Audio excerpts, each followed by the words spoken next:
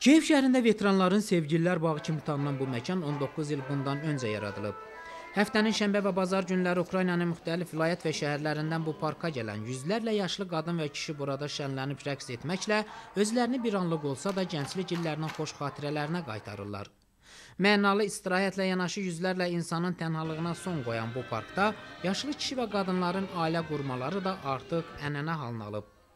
Belə ki, Sevgililər bağının qocaman sakinlərindən olan 65 yaşlı Yevgeni Abramovla 62 yaşlı Tamara Paraşenkoya da ikinci dəfə ailə həyatı qurmaq qisməti məhz bu parkda nəsib olub. Biz burada 11 il bundan öncə tanış olmuşuq.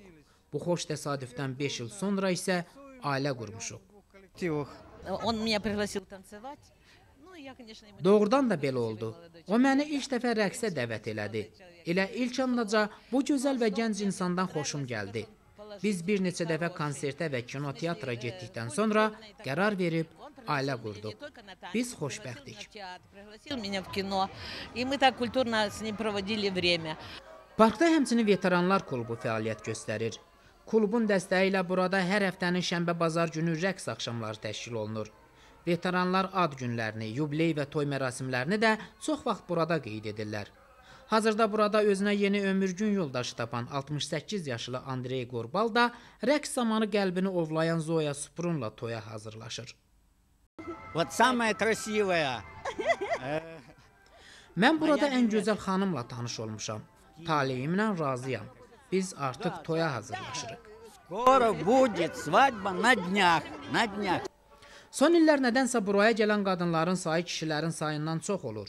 Odur ki, çəkiliş qrupumuzu burada görən Sevgililər bağının nazlı sakinləri Azərbaycanlı həmyaşıtlarına müraciət etmək imkanını da əldən vermədilər.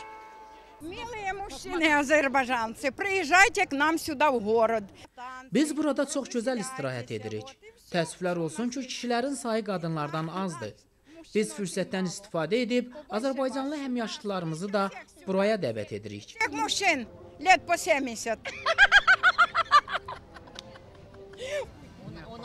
Onu da qeyd edim ki, parkda veteranların mənalı istirahətlərinin yaxşılaşdırılması üçün bu il yeni əyləncə mərkəzinin tikintisi də nəzərdə tutulub.